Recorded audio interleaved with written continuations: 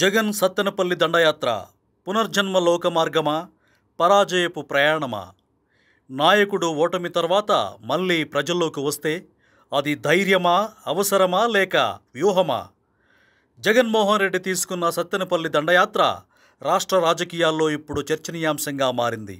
ఈ యాత్ర ఆయన రాజకీయ పునరాగమనంకి నాంది అవుతుందా లేక పాత తప్పుల్ని మరింత బలపరిచే వేదికగా మిగిలిపోతుందా? న్యూ మూల్యం దృక్కోణంలో ఈ యాత్రను విశ్లేషిద్దాం. 2019లో వైఎస్ఆర్ కాంగ్రెస్ పార్టీ 151 సీట్లతో అధికారంలోకి వచ్చింది. అప్పట్లో ప్రజలు నవరత్నాలు అనే వాగ్దానాలతో ఆకర్షితులయ్యారు. కానీ 5 ఏళ్ల తర్వాత పరిస్థితి పూర్తిగా మారిపోయింది. వ్యవస్థలు కూలిపోయినట్లు, రాక్షస పరిపాలన వంటి విమర్శలతో రాష్ట్రం దద్దరిల్లింది.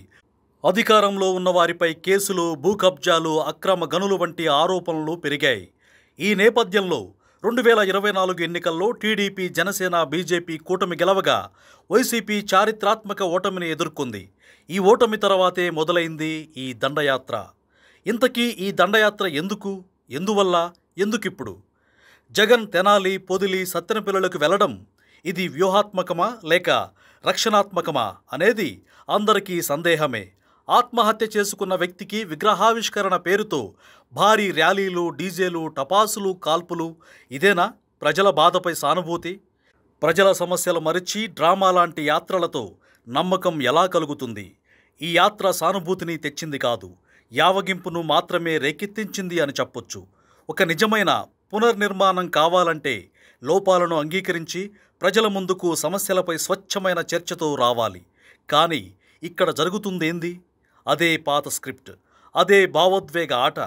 ప్రజలు ఈయనను పూర్తిగా తిరస్కరించారా లేదంటే నిరీక్షణలో ఉన్నారా?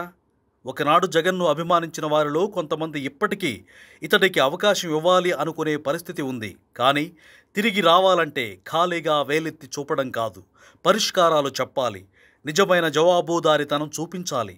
ఈ యాత్రలో అది కనిపించిందా అనే ప్రశ్నే ఇప్పుడు అందరూ అడుగుతున్నారు. వైఎస్ఆర్సీపీ రాజకీయ వ్యూహం వర్సెస్ జగన్ రెడ్డి మానసిక గందరగోళం. ఓటమి అనంతరం పార్టీ అధఃపాతాల్లో పడిపోతుందా అనే సందేహాల మధ్య ప్రారంభమైన ఈ యాత్ర పార్టీకి పునర్జన్మ తీసుకొస్తుందా లేక మరింత లోతుగా నష్టంలోకి నెట్టేస్తుందా?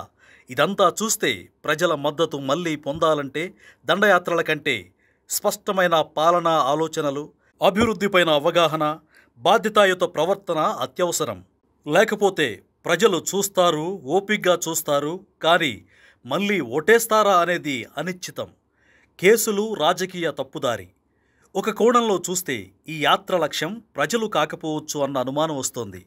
జగన్ మీద ఉన్న కేసులు, విచారణలు, అరెస్టుల అవకాశాల నేపథ్యంలో ప్రజల దృష్టిని మళ్లించేందుకు ఈ దండయాత్రలు రాజకీయ ఆయుధంగా ఉపయోగపడతాయా అన్నది గట్టిగా వినిపిస్తోంది. ఇది నిజమా కాదా అనేది జాగ్రత్తగా పరిశీలించాల్సిన అంశం. పార్టీ ముగింపు పునర్జన్మ లేదా పరాజయం అంటే ఇది పునర్జన్మ కోసం మొదటి అడుగా లేక పరాజయపు చివరి ప్రయాణమా? ఇది పూర్తిగా జగన్ తీసుకునే మార్గాన్ని బట్టి ఉంటుంది. ఆత్మవిమర్శ చేసుకుంటే, తెరమీదికి కొత్త ముఖాలు తెస్తే, నమ్మదగిన వైఖరిని చూపిస్తే ప్రజలు తిరిగి ఆలోచించవచ్చు. కానీ అదే ధోరణిలో, అదే డ్రామాలతో ముందుకు వెళ్లాలంటే ప్రజలు తలస్నానాలు చేస్తారు కానీ చేతులు మాత్రం అర్పించరు. సత్తెనపల్లి దండయాత్ర శబ్దం ఎక్కువ, సందేశం తక్కువ అన్నది స్పష్టమయ్యింది. ఇక ప్రజల అభిప్రాయమే ప్రధానమవుతుంది. వైసీపీకి ఇది కొత్త చాప్టర్ అవుతుందా లేక ముగింపు పేజీ అవుతుందా?